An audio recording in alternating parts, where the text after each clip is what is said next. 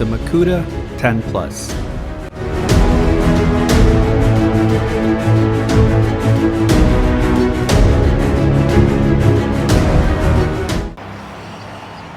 Hello everyone, welcome to Brian Unboxed. In this video, we're gonna look at the Mukuta 10 Plus electric scooter.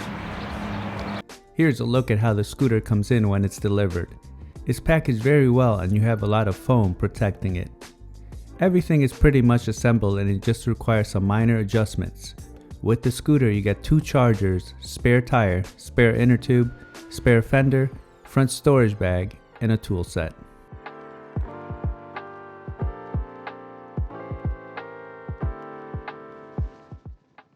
As far as assembly, basically you have to unfold the scooter, tighten the handlebars, and adjust the display and control angles to your liking.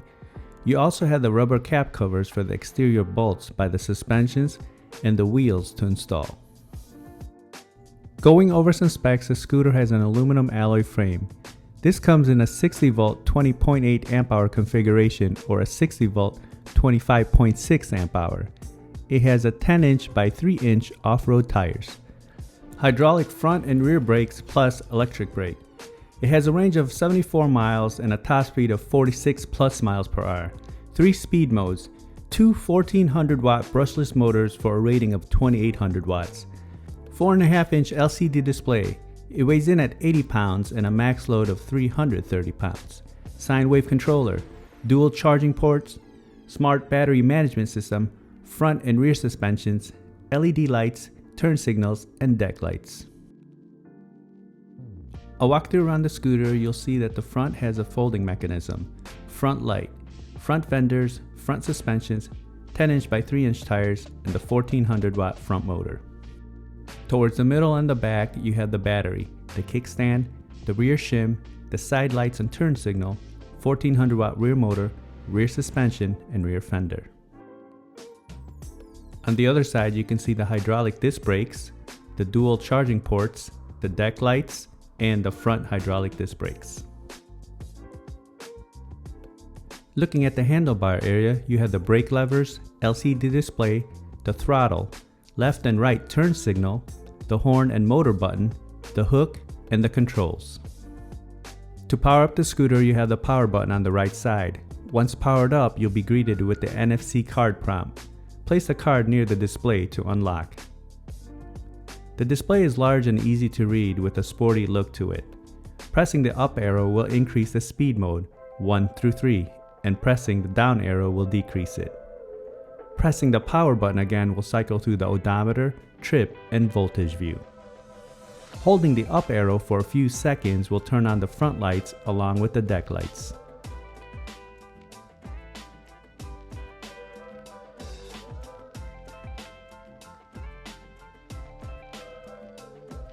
You also have turn signals. You can see the buttons by the handlebars on each side. All you need to do is press to activate and you will see it blink on the display as well.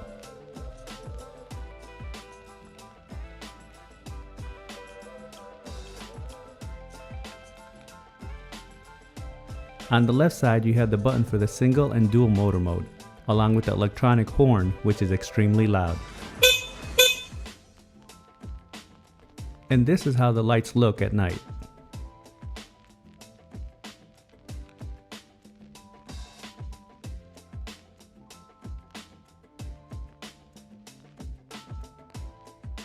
And finally, you can also access a P setting so you can toggle the display brightness, max speed, 0 start, just to name a few. The user guide has all the details for the parameters. So taking a look at the scooter, you can see how solid it is and feels just well built. I mean, the stem alone, there's no play at all. It's not shaky, just solid and thick. Unfolding it, you want to press this black lever forward and then just pull, and then it just comes down. You have the hook here and then the hole on the bottom. It just hooks into place. And then unfolding it, just the reverse operation. Just bring the stem up.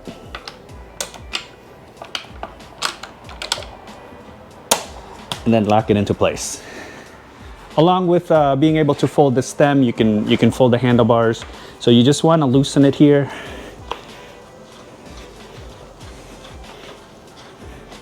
And then it just folds down. And then you can fold the stem a little bit more compact, and then take it on the go. Unfolding it, just bring it back up and then tighten it into place.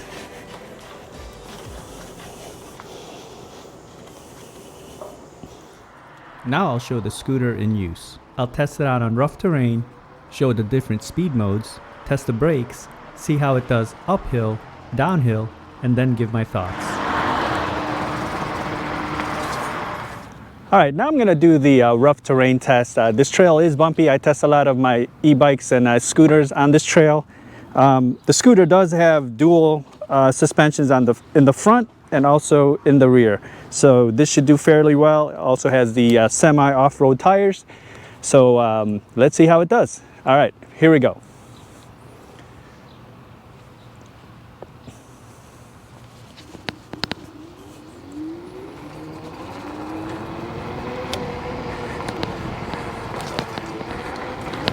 All right, it's absorbing the bumps fairly well here. Nice and smooth. Suspensions are definitely going to work.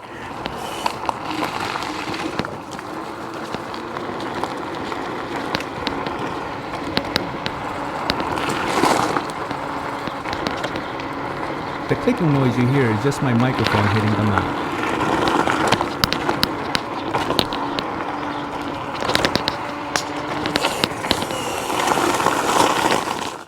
Here's a look at the top speed. I have the scooter on a platform and I will just press the throttle down.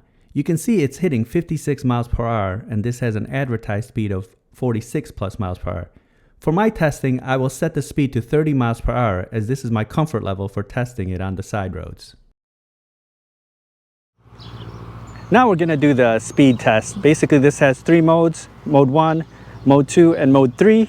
The default speed setting here in the P setting is about 17 miles per hour. I brought it up to about 30 miles per hour, just, you know, that's what I'm comfortable with right now and just going down the street. We'll see if we can hit that 30 miles per hour. I'll start off with mode 1 and take it up to mode 3 and see how much, see how fast each level goes. Okay, so mode 1, here we go.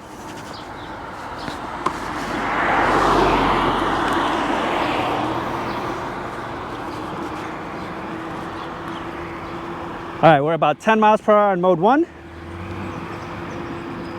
Switching to mode 2. And I'm on single motor mode right now. So about 19 miles per hour. And mode 3.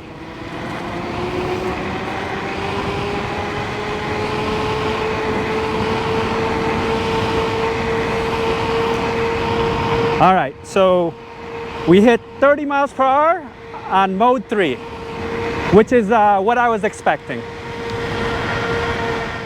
So we maxed out at 30 miles per hour, which I have the speed setting set to 30 miles per hour.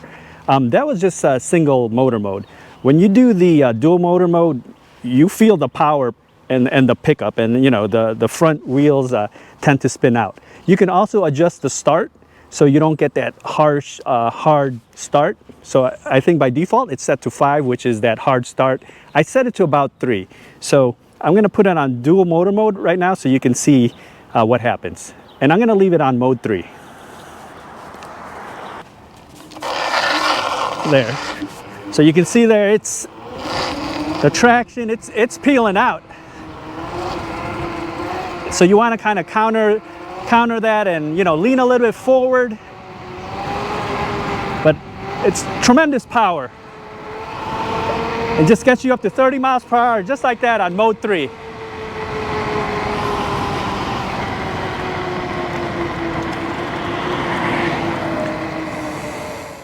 Now I'll test out the brakes. I'll take it to max speed and once I come into view, I'll hit the brakes and you can use the parking lines as reference.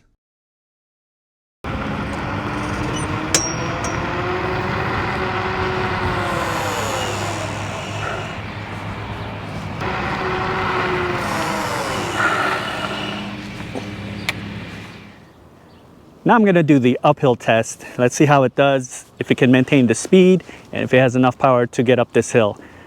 So with the acceleration test, we established that it can hit 30 miles per hour, and I have a feeling it's not going to have a problem hitting that 30 miles per hour and maintaining the speed. I'm going to keep it on single motor mode, see how it does, and then we'll do the dual motor mode uphill. Okay, so single motor mode, we'll keep it on mode 3. Here we go.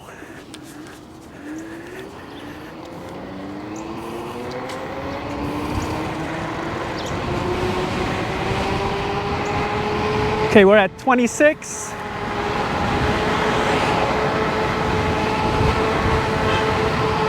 $28.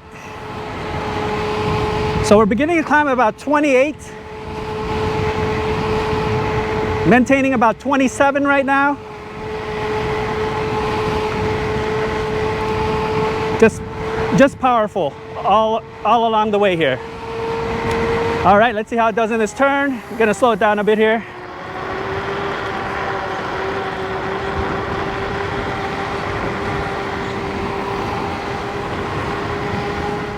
Okay, so on single motor mode, we started to climb about 27 miles per hour and it just maintained it throughout. Handled very well and there was plenty of power. Now I'm just gonna put it on a dual motor mode and let's see how it does going up the hill. All right, so here we go, uphill test with dual motor. You can hear the wheels spinning out. And it's moving right along here. We're beginning to climb at 30, so it hit 30 miles per hour. Losing a little bit of speed just to 29, but it's powerful here. Not struggling at all. All right, gonna slow it down in this turn.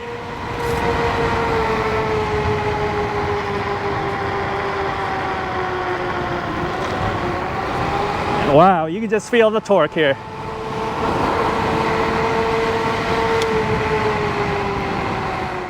So going uphill with the single motor mode, it hit 27 miles per hour and maintained it. On the dual motor, we maintained 30 miles per hour, which is very impressive. Plenty of power, and you can hear the wheels spin out in that initial acceleration. Now I'm gonna do the downhill test. I'm gonna keep it on single motor mode and keep it on mode 3, but more than likely we're gonna pick up some speed there and I'm gonna have to slow it down as we approach the bottom. Okay, so downhill test, let's see how it handles.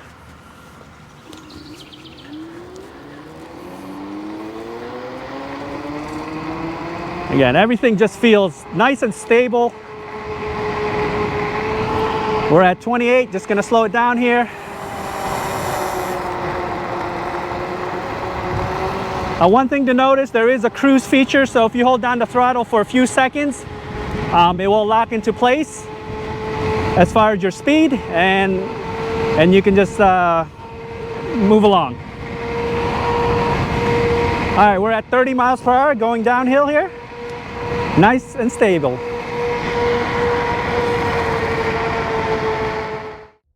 Here are my thoughts on the scooter. This is the fastest scooter I've reviewed and tested on my channel to date. It was packaged well and there's really not much assembly required. The scooter feels well built and it's solid, and there's good weight to it. It has an aggressive sporty look. The paint is glossy gray with a neon yellow accenting. It has a wide deck and it provides good grip and it's skid free. I like the front lights, deck lights, and turn signals along with the front and rear fenders. There were no damages or scratches during the shipping process. The ride was extremely smooth and stable. The stem feels sturdy and not shaky at all. Handlebars are nice and long and it handled the rough surfaces with no problems as it has a dual suspensions on the front and rear, along with the off-road tires. The 2800 watt motor, 1400 in the front and 1400 in the rear, is insanely powerful. Plenty of torque, especially in the dual motor mode. The tires will spin out. I had to adjust the start settings in the P settings to make it a bit more tolerable, rather than the hard starts for the default. Single motor mode has plenty of power and was able to conquer a lot of the terrain and hills with no issues.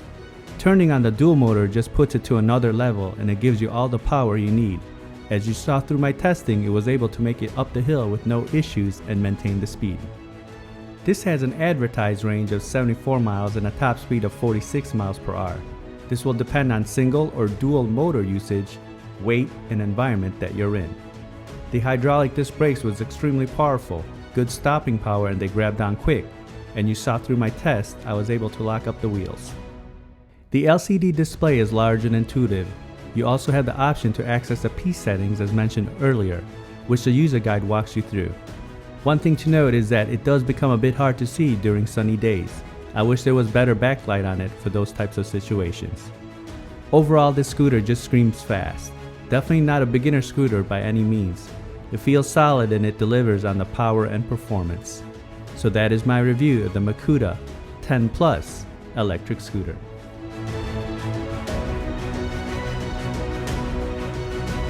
If you like my video, go ahead and hit that like button, and if you haven't subscribed yet, hit that subscribe button as well. Until next time, this is Brian Unboxed. Take care, everyone.